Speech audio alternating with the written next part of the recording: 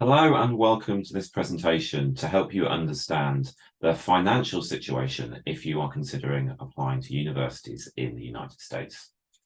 My name is David Hawkins. I am one of the directors and the founder of the University Guys. We are independent educational consultants supporting students around the world with making global university applications. It's my great pleasure to be able to share this information with you. If you'd like to find out more about what we do at the University Guys, please visit our website, theuniversityguys.com, or drop me an email via david@theuniversityguys.com. If you are considering applying to university in the United States, then it's absolutely fundamental that at the very start of this process, you have a conversation about your budget with whoever it is who is currently funding your life. It is an absolutely crucial part of this process. You cannot go into US applications without understanding how finances will impact everything. Each year we get emails from families as they have gone through the process. Their son or daughter has been admitted to a US university, and then they are reaching out to us saying, great, now how do we pay for it? And I unfortunately have to say that that really is too late to be thinking about it, because the admissions decision that the universities have made is based on their understanding of the financial support that that applicant might need. So this cannot be an afterthought. It has to happen before you really delve into this process. And in many cases, unfortunately, this may not be a reality because of the financials, or potentially because of the realities of what those financial situations mean. So let's delve into this. If you are looking for financial support from a US university, i.e. you are not in a process whereby you can afford to pay all of the money yourself, then you are looking to get that financial support typically from the institution you are applying to join. And that will work in a couple of different ways. It can be merit-based, where you have merit in the eyes of that university. It means that they look at you and think you are one of our strongest applicants, either in general or for a particular aspect of things the university has to offer, say sports, and therefore you might be considered for a scholarship. The other side of this is need-based, where the university is looking at you and your family's financial situation and deciding, okay, well, based on that, we believe we can provide money to support you, linking to the need that we think you have.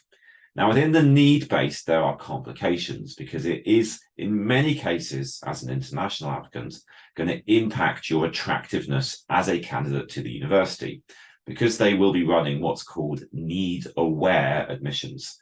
They are aware of how much money you would need to be given in order to go to that university when they are deciding whether to admit you or not.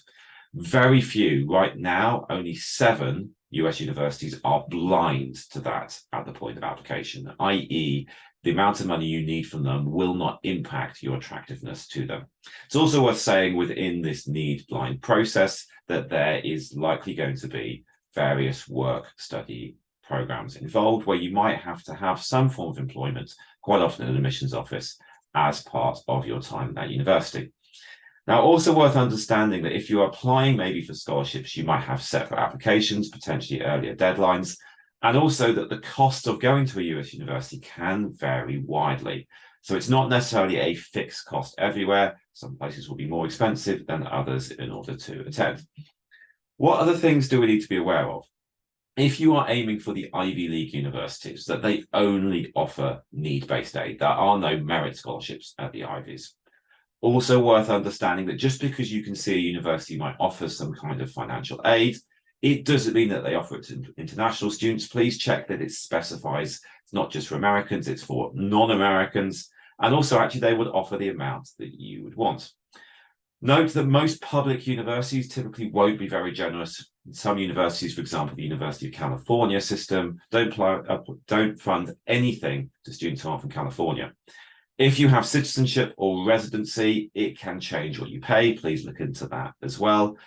And though US applications are extraordinarily complicated already, this is even more complicated than that, and you have to get it right. Okay, let's delve a little bit more deeply into merit scholarships. If we are looking at merit scholarships, we've got to understand how it works. Now, for most students applying, it's just really a little bit of money off. It's a coupon. It's a bit of a marketing tool saying, great, you can come to us and here's this scholarship, and it might be a couple of $1,000s off.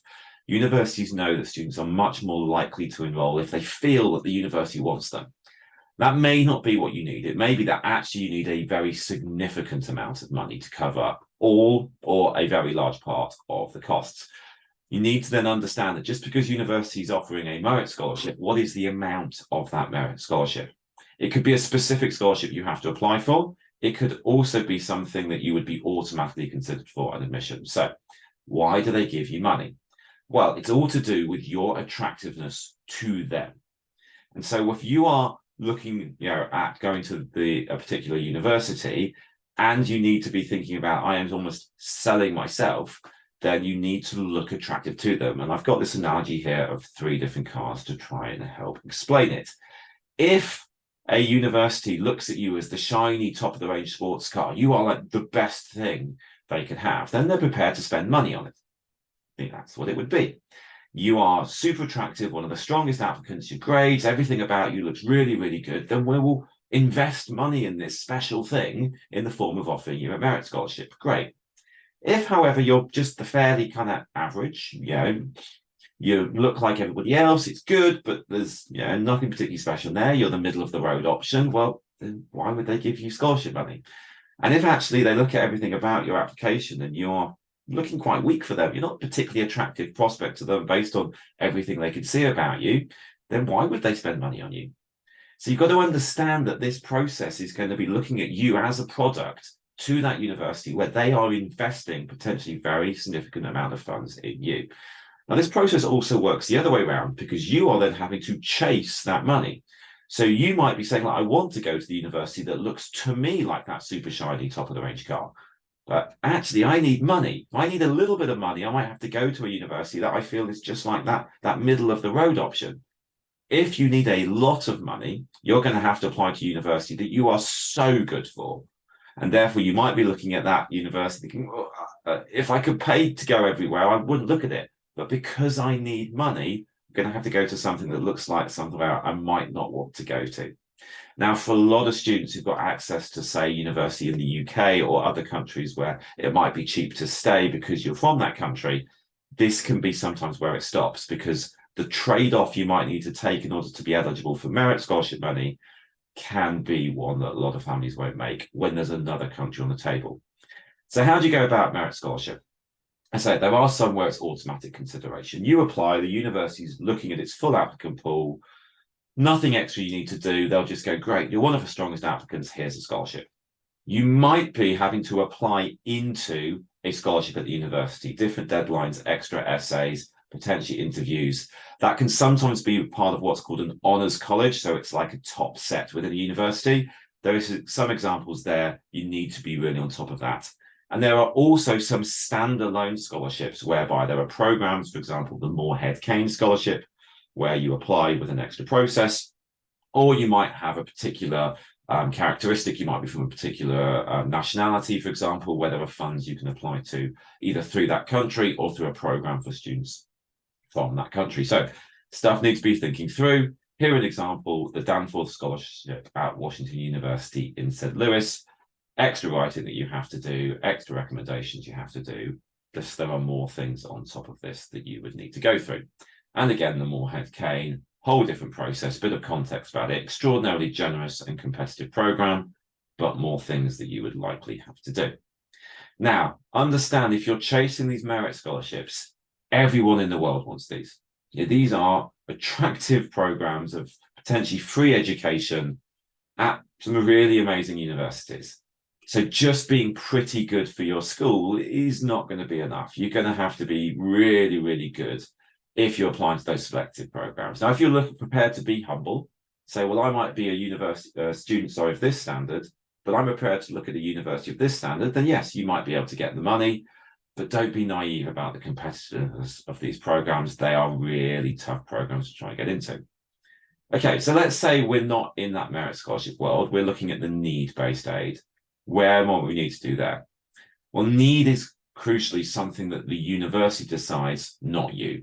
You might say, well, we are only happy to pay this but it will be the university who says, but what should we be doing? Now, what you've got to understand is the fact that there will be a process to go through this, typically through a form called the CSS profile. It's a very invasive form. They're going to want lots of financial detail about you and or your family, but that will come through with a figure called the estimated family contribution, the EFC.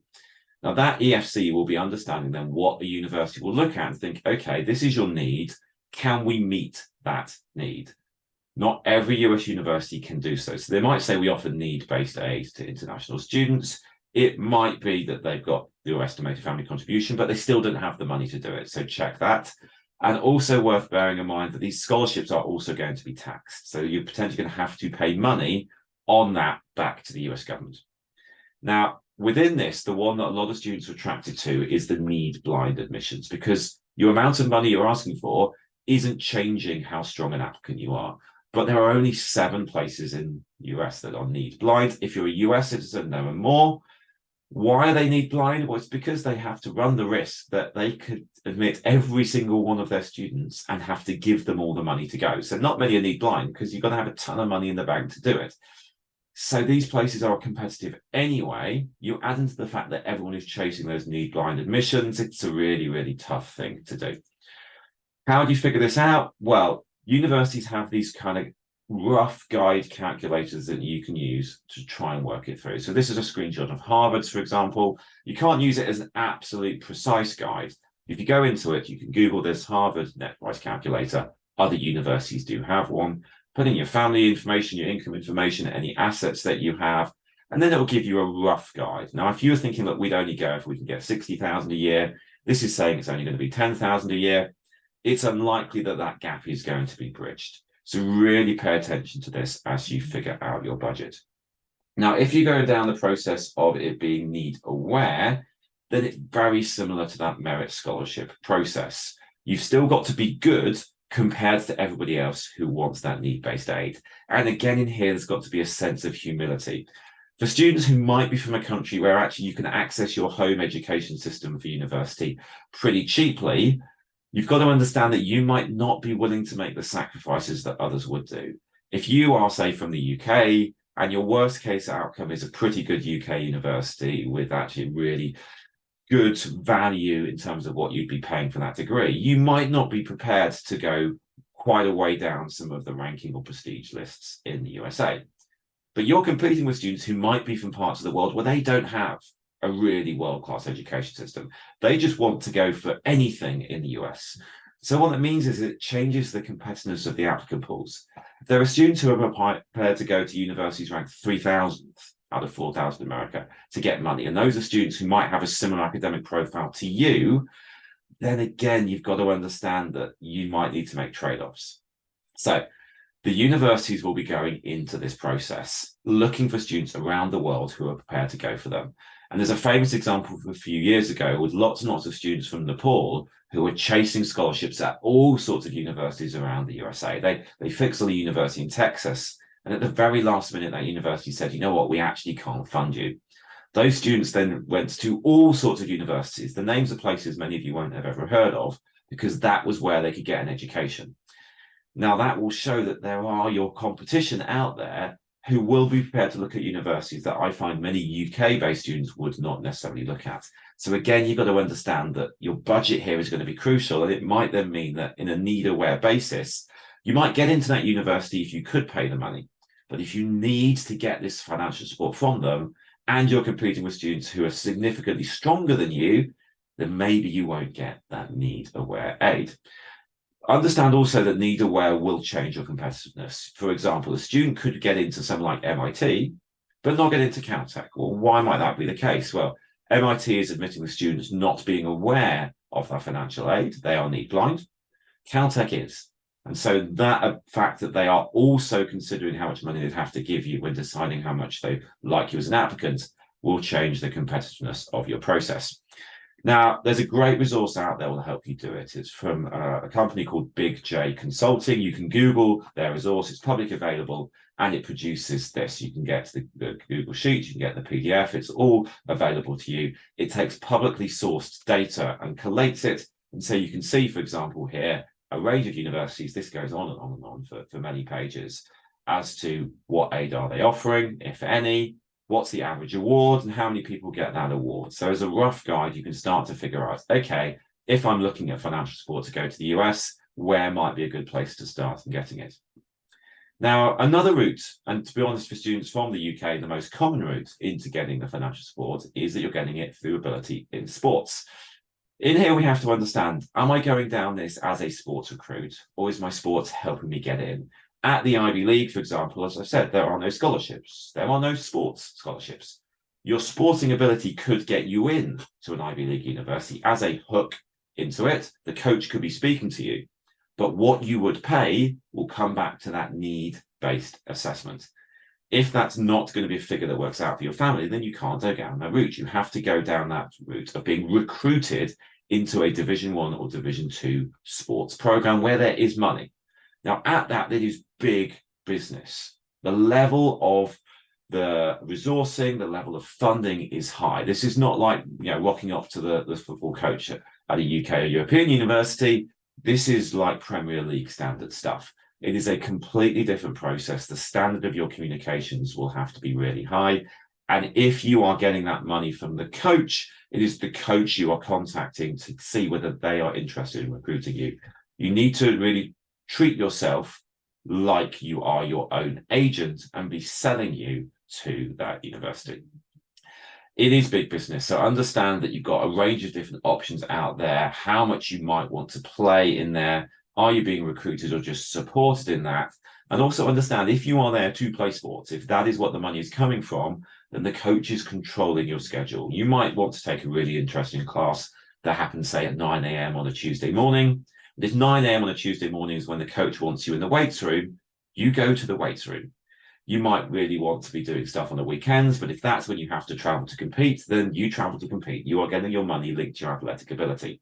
So it really takes some time to work through this process and think it through effectively. The last thing I will mention is if you happen to have US citizenship, then there is also federal aid available to you. It's called FAFSA, F-A-F-S-A. It's worth looking into that, the terms of it, and also understanding that you can use that federal aid at universities outside of the US as well. Not all, but many. So to wrap this all up, the college list is all important, and money will be one of, if not the most important criteria in building that college list. You're going to have to be quite humble if you need a lot of money to go to the US. Consider the return on investment for this commitment then. If actually you're going to have to do all this work to figure it out and then do all the work of applying, is that really a sensible investment of your time? Please don't assume that you can work in the US to pay for your studies. The visa rules, if you would need a visa to go, mean you can only work on campus. So you can't just be taking babysitting jobs or working in a coffee shop.